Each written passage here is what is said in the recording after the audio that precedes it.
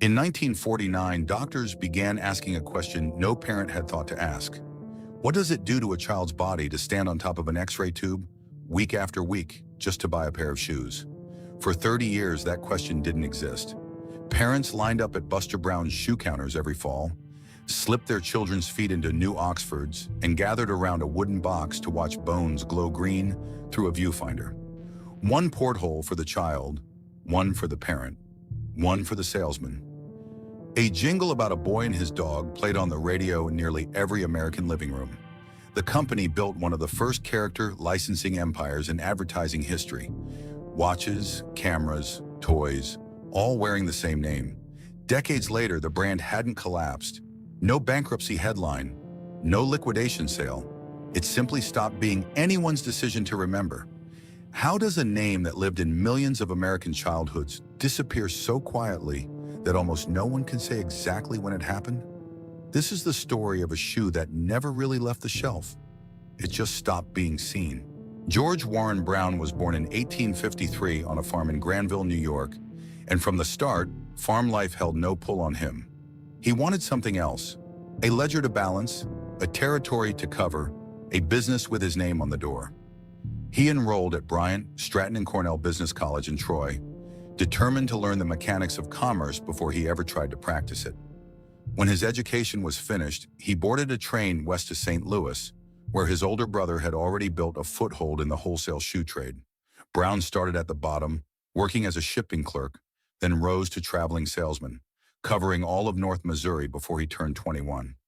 It was on those sales routes, riding from town to town, listening to shopkeepers complain about slow deliveries from New England factories, that Brown formed the idea that would define his life.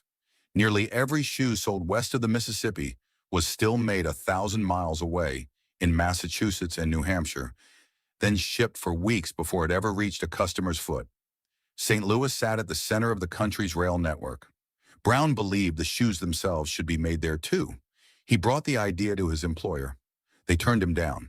So in 1878, at 25 years old, Brown walked away from a secure position and staked everything he had.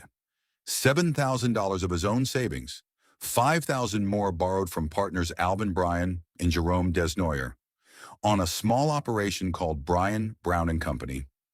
He hired 5 skilled shoemakers from Rochester, New York, and brought them to St. Louis to start a single factory making women's shoes. In its first year, the company produced roughly 150 pairs of shoes a day and closed the books at $110,000 in sales. A fragile, unlikely beginning for a business built almost entirely on one man's certainty that he was right.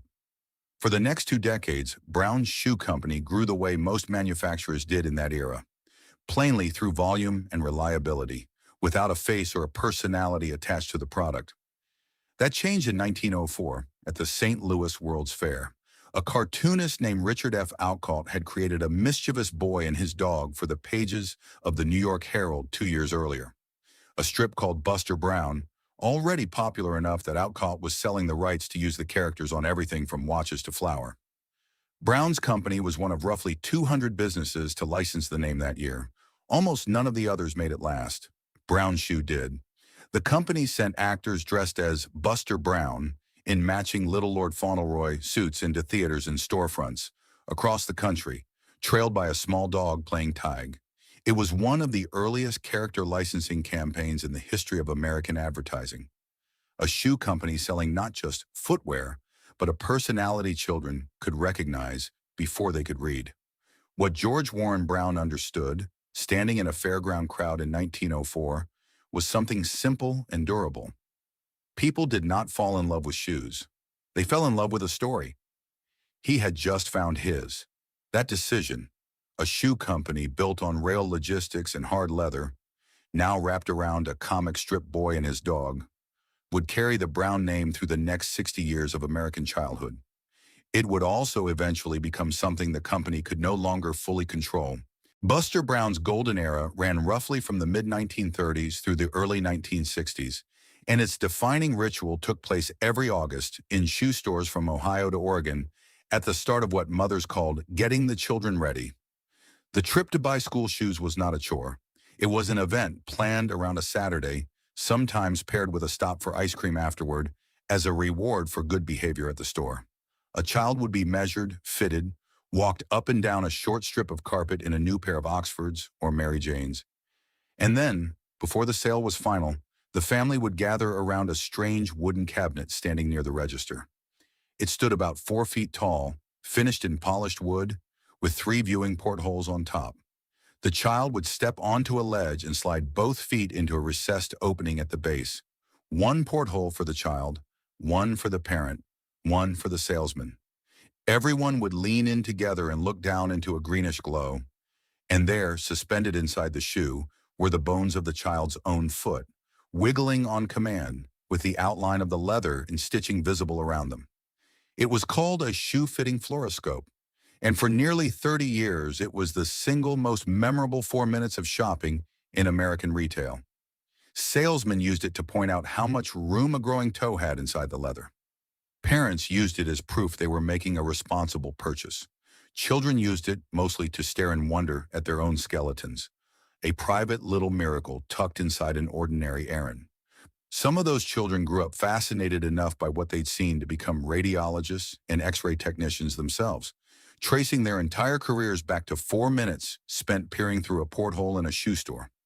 None of it would have worked without the character standing over the whole experience. Buster Brown and his dog, Tig, were everywhere a child looked in the 1940s and 50s. On the box, the shoes came home in, on cardboard, cutouts by the register, in the jingle that played on children's radio programs and later on early television. I'm Buster Brown and I live in a shoe. That's my dog, Tig. He lives there too. Local television stations across the country ran children's variety programs, sponsored by Buster Brown dealers, with actors in Buster Brown costume making appearances at store openings and county fairs. For a generation of American children, the character wasn't an advertisement. He was a familiar face, as recognizable as any cartoon on Saturday morning. The ritual carried real weight for the adults behind the counter, too. Independent shoe dealers who carried the Buster Brown line built their entire fall calendar around back-to-school season. And the fluoroscope became a point of pride, a piece of modern equipment that let a small-town shoe store compete in prestige with any big city department store. A salesman who could operate the machine with confidence, who could speak knowledgeably about growth room and arch support while pointing at glowing bones on a screen, was seen as a trusted professional, not just a clerk selling leather. By the mid-1950s, Buster Brown had become something larger than a shoe brand. It was, for millions of families, one of the fixed points of the year, as reliable and expected as the first day of school itself. Grandparents who had bought their own children's shoes at Buster Brown counters in the 1930s now brought their grandchildren to the same ritual, to the same jingle, to the same green glow behind the same 3 portholes. But that glow was not what everyone in the room believed it to be. The machine that made Buster Brown feel modern, trustworthy, almost magical, was pointing a working X-ray tube directly at a child's bare feet, with a parent and a salesman standing close enough to be struck by the same beam over and over, visit after visit, year after year. And in 1949, for the first time, someone outside the shoe business started asking exactly how dangerous that beam really was. By the time the fluoroscope became a fixture of American shoe stores, Buster Brown had already solved a problem that quietly determined the fate of every retail brand of its era. How does a shoe company grow from a regional manufacturer into a household name coast to coast without building and staffing thousands of stores of its own? The answer was not a chain, it was a network. Rather than opening Buster Brown branded storefronts in every town, Brown Shoe Company built its national presence by licensing the name and the character to independent, family-owned shoe stores across the country. A dealer in a small town in Ohio could hang a Buster Brown sign in the window, stock the line, order the cardboard cutouts and radio spots from the company, and instantly borrow the credibility of a national name, without Brown Shoe having to own a single square foot of that store. It was a franchise relationship in spirit, if not always in formal contract, decades before the word franchise became common language in American business. This model let the brand expand at a pace few competitors could match. By the 1920s and 1930s, Buster Brown dealers numbered in the thousands, spread across nearly every state, concentrated in the small and mid-sized towns, where a single well-stocked shoe store still served as the only real option for a family buying school shoes. Brown Shoe Company, meanwhile, expanded its own footprint through a different channel entirely: manufacturing. The company built and operated factories across Missouri and the surrounding Midwest, then extended into other states, each one producing shoes under the Buster Brown name and Brown's other labels, feeding product into that vast web of independent dealers. The company backed this growth with real financial firepower. Brown's Shoe went public, listing on the New York Stock Exchange, giving it the capital to keep building factories and keep the dealer network supplied even as demand climbed year over year. In 1911, it acquired Wool Shoe Company, a move that pushed Brown further into direct retail and gave the company its first real foothold in owning stores outright, not just supplying independent ones. Between the factories it ran and the dealers it licensed, Brown Shoe had built something unusual for its time: a national retail presence stitched together from thousands of small, independently owned storefronts, all pointed in the same direction by one name and one mascot. But a network built this way carried a structural weakness that would not become visible for decades. When a company owns its own stores, it controls the experience inside them: the training, the display, the way a salesman talks to a customer. When a company licenses its name to thousands of independent operators instead, it trades that control for speed. A Buster Brown dealer in Georgia and a Buster Brown dealer in Michigan might run their fluoroscope demonstrations differently, train their staff differently, restock their shelves on entirely different schedules. The brand's reach was enormous. The company's grip on what happened inside any single one of those stores was not. For the moment, none of that mattered. Demand carried the model. American families were moving into new suburbs, having more children per household than at almost any point before or since, and enrolling those children in schools that all required the same thing every August: new shoes. Every one of those transactions was an opportunity for a Buster Brown dealer, and there were more dealers in more towns every single year. Brown Shoe Company did not need to own the store on Main Street to profit from what happened inside it. It only needed its name on the window and its shoes on the shelf. By the eve of the Second World War, the Buster Brown name had achieved something close to ubiquity in American retail. Present in cities and small towns alike, carried by a dealer network too large and too dispersed for any single competitor to easily replicate, the company had solved the problem of scale. It had not yet had to answer a harder question: what happens to a brand's reputation when the story it tells is bigger and more fragile than the machinery quietly running behind the counter? By the early 1950s, Buster Brown had crossed a threshold that very few American brands ever reach. It was no longer simply a product children wore. It was a fixture of childhood itself, as familiar and unquestioned as summer vacation or the first day of school. The clearest evidence of that saturation showed up not in sales figures, but in a jingle. "I'm Buster Brown, and I live in a shoe. That's my dog, Tig. He lives there too." 4 lines repeated on children's radio programs through the 1940s, and then carried seamlessly into the new medium of television in the 1950s, sponsoring local kids' shows and cartoon broadcasts in markets across the country. A jingle does not become part of a culture's shared memory by accident. It becomes part of that memory because millions of children hear it at the exact same age, in the exact same context, year after year, until the tune and the errand and the feeling of new shoes on your feet all become one single memory that never fully separates again. The character built to carry that jingle worked just as hard in person. Actors in Buster Brown costume, the checked suit, the wide collar, the floppy hat modeled on Richard Outcault's original comic strip drawings, appeared at store openings, county fairs, and back-to-school promotions in towns that most national advertising campaigns of the era never bothered to reach. For a child in a small town in Iowa or Georgia, meeting Buster Brown in person, shaking hands with a dog dressed as Tig, was not a marketing encounter. It was closer to meeting a celebrity, proof that the character from the radio and the shoebox was real and had come to their town specifically. Inside the stores, the experience deepened along generational lines that few brands ever achieve. A woman who had been fitted for her own first pair of Buster Brown shoes in the 1930s, watching her own foot bones glow green through a porthole, now brought her daughter through the exact same ritual in the 1950s. The same wooden cabinet, the same three viewing holes, the same practice patter from the salesman about growth room and arch support. The brand was not simply being purchased. It was being inherited, passed from parent to child along with the errand itself. The same way a family passes down where they go to church or which team they root for on Sunday afternoons. That inheritance extended far past the shoe department.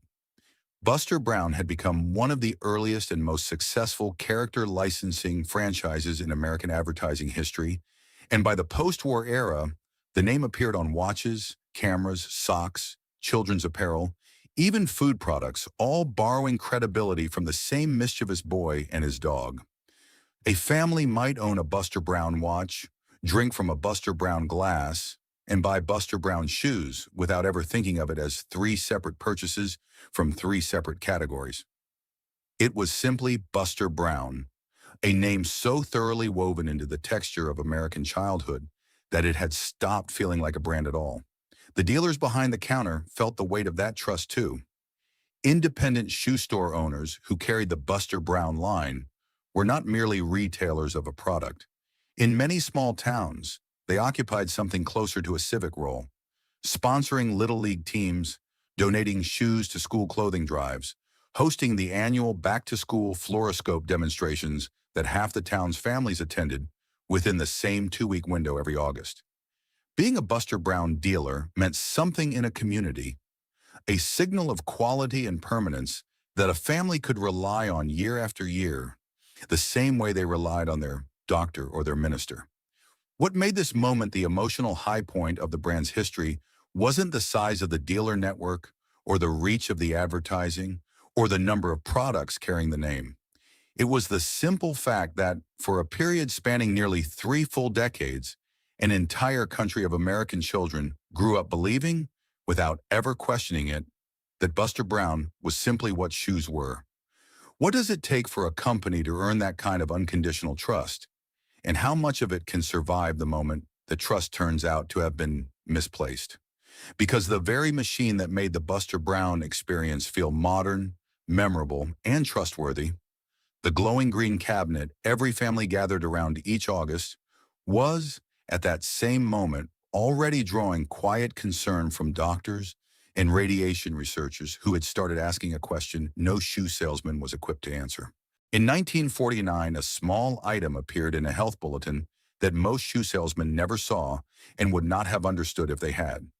Researchers examining the shoe-fitting fluoroscope, the same glowing wooden cabinet that had delighted 3 generations of American children, had begun measuring exactly how much radiation it produced and exactly who was standing in its path. The numbers were not reassuring. A typical fluoroscope ran an X-ray tube at 50 kilovolts, positioned directly beneath a child's bare feet, shielded from the rest of the machine by a single millimeter of aluminum. A child using the machine stood, quite literally, on top of an active X-ray source. The parent and the salesman, peering through their own viewing portholes just inches away, absorbed scattered radiation on every single visit. And unlike a hospital X-ray, ordered once for a specific medical reason and logged in a chart, a shoe store fluoroscope had no record, no limit, and no oversight. A child might be measured for shoes 2 or 3 times a year, every year, from toddlerhood through adolescence. A salesman who operated the machine for a living might stand beside it for 8 hours a day, 5 or 6 days a week, for years. For most families, none of this was visible yet. The ritual continued exactly as it always had. The wooden cabinet by the register, the 3 portholes, the practice patter about growth room and arch support.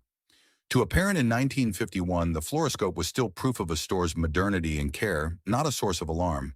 That gap between what the machine appeared to be and what researchers were beginning to understand it actually was, is where the first real crack in the Buster Brown story opened. Silently, years before most of the public had any reason to notice, the warnings escalated through the early 1950s. In 1959, the New York Times ran a piece with a headline stark enough to catch attention. X-rays, it argued, posed a greater everyday hazard to ordinary people than nuclear fallout, the defining fear of the atomic age. A year later, the paper followed with a more direct warning still, reporting that the U.S. Public Health Service was formally urging individual states to rein in the shoe-fitting fluoroscope. By then, state health departments across the country had begun issuing their own restrictions. Mandatory shielding, limits on how long a machine could be operated per fitting, minimum distances between the machine and anyone standing nearby. A few states moved straight to outright bans. Brown Shoe Company and its independent dealers were not alone in facing this reckoning. The fluoroscope had been standard equipment across the shoe industry for 3 decades, used by competitors under other names like the petoscope and the footoscope. But for Buster Brown specifically, the machine had never been just equipment. It was inseparable from the brand's entire identity. The green glow, the 3 portholes, the ritual of a family gathering together to watch a child's bones wiggle on command. It was the single most memorable 4 minutes of the entire shopping experience. The detail every adult remembered decades later. And it was, without question, the first piece of the Buster Brown story that regulators were now moving to dismantle. Inside individual stores, the response was uneven and in places, reluctant. Many dealers had invested real money in their fluoroscope units and had spent years building their reputation partly around the machine's presence. Some salesmen, the same ones who had once glowed with quiet pride at their own technical fluency, now found themselves fielding a very different kind of question from parents. Not how does this work, but is this safe? Industry defenders in trade publications pushed back against the growing alarm, framing the device as a valuable fitting tool rather than what public health officials were increasingly calling it, an elaborate and dangerous form of advertising theater, dressed up as science. By the early 1960s, the machines were disappearing from stores across the country, pulled by regulation in some states and by quiet embarrassment in others. The transition happened gradually enough that no single date marks a national end. The last fluoroscopes did not vanish from every shoe store shelf until well into the 1970s, hanging on in a handful of stubborn corners of the country, long after most retailers had already retired theirs.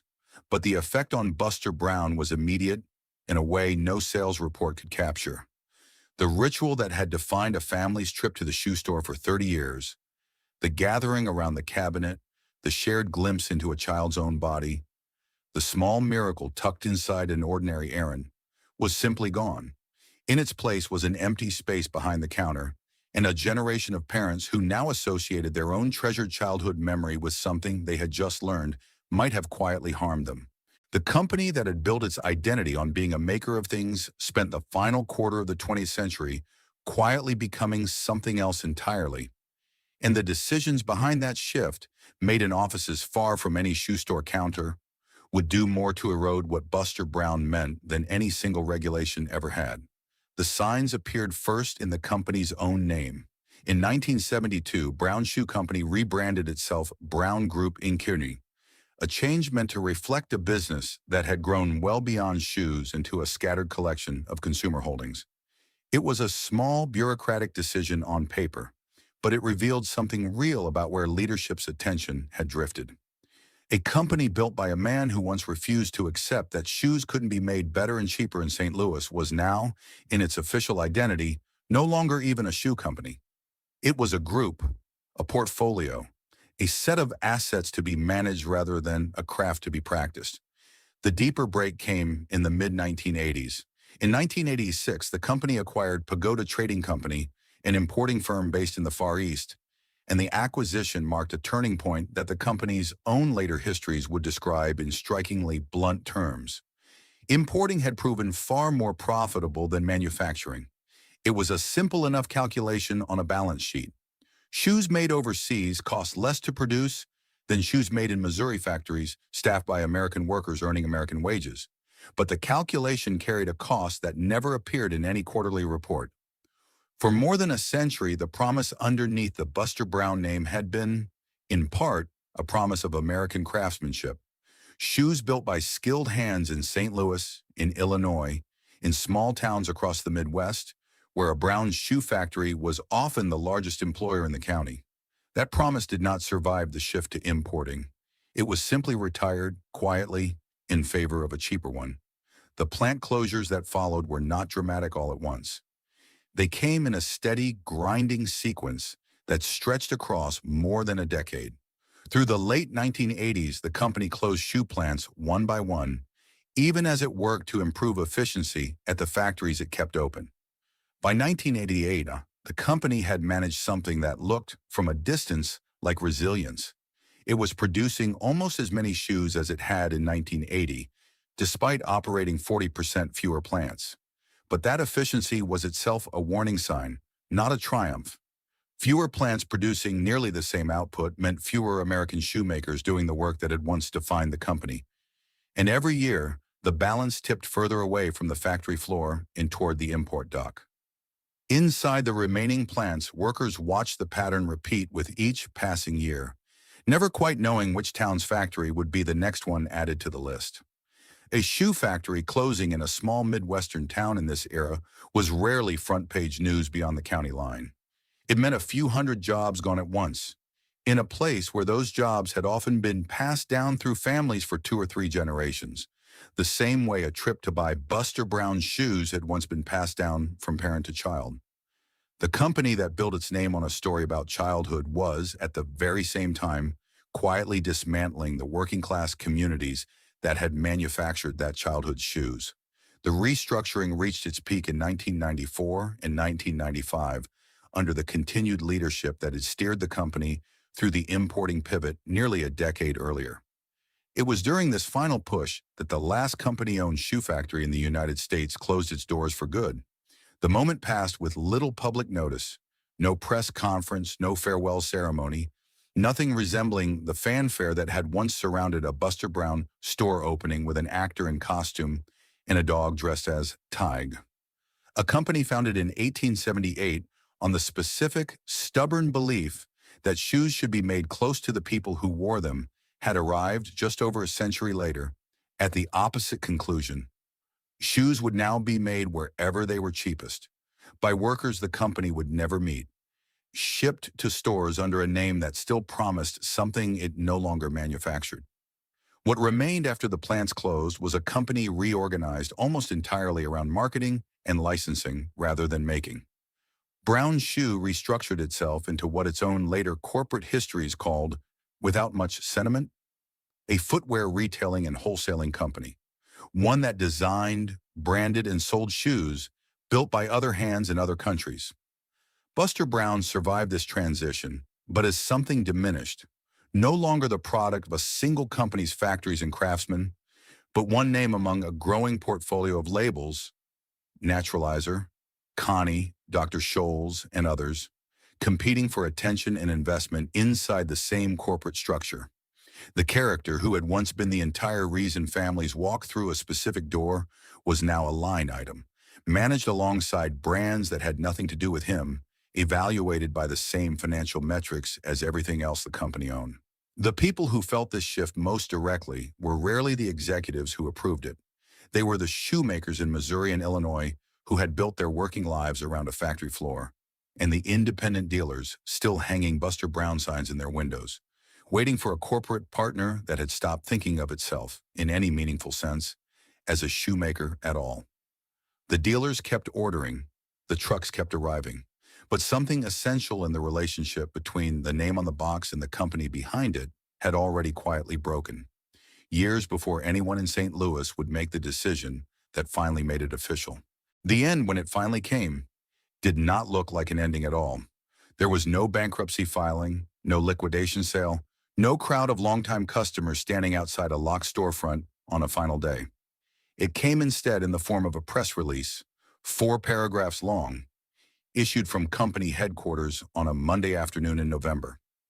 On November 21st, 2011, Brown's Shoe Company, the same company George Warren Brown had built from 5 borrowed shoemakers in 1878, announced that it had agreed to license its Buster Brown brand, along with Sam Edelman and Avia, to a firm called BBC International. The announcement described it, in the careful language corporations use for retreat, as the next chapter for the children's brands. The transition would be phased in through the first quarter of the following year. Brown Shoe, the release explained, was exiting its children's wholesale business entirely. It was choosing to keep only what it considered its core children's names on paper, Buster Brown among them, while handing the actual work of making, marketing, and distributing those shoes to someone else. Read plainly, the announcement meant something the company never said out loud. After 107 years, Brown Shoe was done being in the Buster Brown business. It would keep the name in its portfolio, collect a licensing fee, and let another company decide what, if anything, came next. The decision arrived amid a broader portfolio review launched by the company's new chief executive, Diane Sullivan, who had taken the role earlier that year with an explicit mandate to shed underperforming and non-core parts of the business. Buster Brown, once the single most recognized name the company owned, had been sorted by that review into the pile marked for someone else to manage. There had been warning signs for years before that Monday announcement, if anyone had been looking for them. As early as the preceding decade, the company had already been closing underperforming stores by the dozens. One announcement alone referenced more than 90 store closures alongside the exit from other specialty and private label lines. Part of a slow, rolling contraction that drew far less attention than a single dramatic collapse would have. Unlike a Woolworths or a Montgomery Ward, there was no single closing day for reporters to stand outside of, no final markdown sign taped to a window that photographers could capture for the evening news. The unwinding of Buster Brown happened the way most late-stage corporate retreats happen, through footnotes and quarterly filings, through press releases written to sound like strategy rather than surrender, through a name quietly moved from one column of a balance sheet to another. For the dealers who had spent decades hanging Buster Brown signs in their windows, the change arrived less as a single event than as a slow realization that the company on the other end of their orders was no longer the company they remembered. BBC International was, by its own description, a major footwear firm in the industry, founded in 1975, competent at managing licensed children's brands as a business category. But it had no factory in St. Louis, no George Warren Brown, no institutional memory of a fluoroscope glowing green in a wooden cabinet. It managed Buster Brown the way any licensing firm manages an acquired name, as an asset to be placed on shelves wherever a retail partner would take it, stripped of the dealer network, the local sponsorships, and the sense of civic permanence that had once made carrying the brand feel like a form of trust rather than a transaction. Consumers, for the most part, never registered the moment at all. There was no product to boycott, no store to avoid, no visible sign that anything had changed. Buster Brown's shoes could still technically be found on a shelf here, in a catalog there, carrying a name that a shrinking number of shoppers now associated with a specific quality or a specific store, and a growing number didn't recognize at all. The brand had not died. It had simply stopped being anyone's priority to keep alive. That is, in the end, the particular tragedy of the Buster Brown story, and the reason it looks so different from the collapse of a Woolworths or a Kmart. Those companies left behind empty buildings, unemployment lines, and grieving communities that could point to an exact date and say, this is when it ended. Buster Brown left behind something harder to mourn. A name still technically in circulation, still legally owned, still occasionally stitched into the tongue of a shoe somewhere on a shelf, but disconnected from the factories, the dealers, the jingle, and the green glow that had once made it mean something. The company didn't bury Buster Brown. It simply stopped visiting the grave.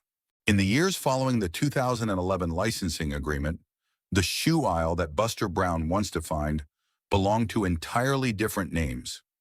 Stride Rite had positioned itself as the trusted children's specialist, built specifically around the idea Buster Brown once owned by default, that a child's growing foot deserved expert attention. Nike and Adidas had claimed the emotional territory that mattered most to children themselves, turning athletic performance and celebrity endorsement into the new language of what a good pair of shoes meant. New Balance carved out its own space built on comfort and quiet reliability. None of these companies needed to defeat Buster Brown in open competition. They simply occupied the ground it had walked away from, one licensing decision and one closed factory at a time, until there was no contest left to have. BBC International, for its part, kept the name alive in the most literal sense. Buster Brown's shoes remained available through Calories, the company Brown Shoe eventually became, and the name could still be found stitched into shoes on certain shelves years later. But available and remembered are not the same condition, and the gap between them is where Buster Brown's afterlife actually lives. A shopper today might pick up a pair of shoes carrying that name without any sense of what it once meant, without knowing that the check suit boy on the box was once as recognizable to American children as any cartoon character on television, or that the same name once came stitched not just into shoes but into watches, cameras, and toys across one of the earliest character licensing franchises in American advertising. There was no dramatic revival attempt, no nostalgic relaunch timed to a comic strip anniversary, no pop-up store built to trade on 1950s sentiment the way some heritage brands have done. Buster Brown's afterlife has been quieter than that. A name managed as a licensing asset, present in the market without being present in the culture, technically for sale without being, in any meaningful sense, for remembering. The deeper industry lesson sits underneath that quiet fade. Buster Brown's decline traces a pattern that would repeat across American manufacturing and retail for the rest of the 20th century and into the next. A company built on making things gradually convinces itself that making things is the least profitable part of the business and trades its factories for import contracts, its dealer relationships for licensing fees, its craft for its name. Each individual decision looks defensible on a balance sheet. Together, they describe a company slowly disassembling the very thing that made its name worth anything in the first place. Brown Shoe Company did not lose the ability to make Buster Brown shoes. It simply decided one plant closure and one licensing agreement at a time that it no longer wanted to. The communities that had once depended on that manufacturing absorbed a cost the company's balance sheets never had to carry. Towns in Missouri and Illinois that had built their local economies around a brown shoe factory watched those jobs disappear across the 1980s and 90s, long before the Buster Brown name itself was licensed away. Skilled work replaced by nothing, in towns too small to attract a replacement industry once the shoemaking left. The independent dealers who had spent generations hanging Buster Brown signs in small-town windows either found other brands to carry or closed their doors entirely. Casualties of a retail landscape that had moved decisively toward malls, big box chains, and eventually the internet, none of which had any use for a fluoroscope, a jingle, or a dog named Tig. What in the end do we lose when a name like this fades rather than falls, when a brand doesn't die loudly enough for anyone to properly grieve it? Perhaps it is exactly that. The grief itself, denied a clear place to land. There is no boarded-up flagship store to visit, no closing day photograph to point to, no specific Tuesday that a former dealer or factory worker can circle as the day it ended. There is only a slow-motion absence, a name still technically for sale, a shoe still technically on some shelf, and a country of grown children who once watched their own bones glow green through a porthole, who no longer have anywhere obvious to take that memory. Chuang Ten. Somewhere tonight, an adult in their 70s is telling a grandchild about a machine that used to sit in the corner of every shoe store. A wooden box you'd put your feet into, with a little window you'd look through, and inside glowing green, you could see the bones of your own foot moving when you wiggled your toes. The grandchild will not quite believe this. It will sound like something invented, a piece of family folklore stretched a little further with each telling. But it happened in thousands of towns to millions of children, every August, for the better part of 30 years. And the name on the box those new shoes came home in was almost always the same. A boy in a check suit, a dog named Tig. A jingle so simple a 4-year-old could sing it after hearing it twice. Buster Brown was never just a shoe. It was the specific, reliable shape of a family errand repeated across generations. A grandmother's memory handed to a daughter, handed to a granddaughter, each of them standing at the same kind of counter, listening to some version of the same salesman explain growth room in a new pair of Oxfords. It was one of the first times an American company understood that people don't fall in love with a product's construction. They fall in love with a story wrapped around it, a character who feels like a familiar face rather than an advertisement. For 100 years, that understanding built something durable. Not just sales, but trust. The kind of small town extends to a business it has relied on since before anyone currently living can remember. A Buster Brown dealer wasn't just a shopkeeper. He sponsored the Little League team. He knew which families needed a little grace on a payment. He was, in the truest sense, a fixture of the community, and the shoes he sold were almost incidental to the relationship itself. What Buster Brown offered, in the end, was never really about feet. It was about a specific, dependable kind of care. The sense that somewhere, a company still made things by hand, close to home, by people whose names the owner might actually know. That the machine used to prove a good fit, however dangerous it later turned out to be, was still evidence that someone had gone to the trouble of checking. That the same trusted name would be there next August and the August after that, for as long as a family needed new shoes for growing feet. It is a form of care that harder, faster, cheaper retail eventually made to seem unnecessary. And once it was gone, no amount of clever marketing from any competitor ever quite replaced it. The company that built Buster Brown did not fail so much as it slowly stopped believing in the thing it had built. It chose importing over manufacturing, licensing over ownership, portfolio management over craft, one reasonable decision at a time, until the name that once meant something specific and irreplaceable became simply an asset on a spreadsheet, sold to whoever would keep it in circulation. That is a quieter kind of loss than a bankruptcy or a locked storefront, but it is a real one, and it deserves to be named honestly rather than mourned in vague nostalgia. George Warren Brown built a company on the conviction that shoes should be made close to the people who wore them, by workers he could stand beside on a factory floor. Somewhere in the last quarter of the 20th century, his company forgot why that conviction had mattered in the first place. And yet the memory persists, stubbornly, in exactly the way that matters most.